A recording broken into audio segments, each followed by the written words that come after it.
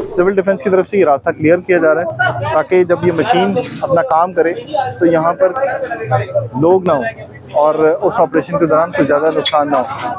अभी सिर्फ और सिर्फ जो उन्हें कहा जा रहा है कि अगर केबल्स लगी हुई है वो केबल्स उतार लें, कोई ऐसी चीज़ लगी हुई है तो वो उतार लें, जो कैमरास वगैरह लगे हुए हैं वो उतार लें, और गली जो है इसे क्लियर किया जाएगा और इस रास्ते को क्लियर किया जाएगा। मशीन ने काम शुरू कर दिया, ये देखें, और अब ऑपरेशन करके इसको ख़त्म किया जाएगा।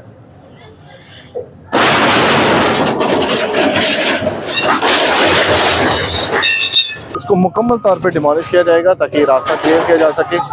और पैदल चलने वालों के लिए, जो लोग शॉपिंग के लिए आते हैं उनके लिए रास्ता क्लियर किया जा सके। ये ग्रिल्स, शेड्स और जितना ये कब्जा हुआ था वो सारे का सारा क्लियर किया जा चुका है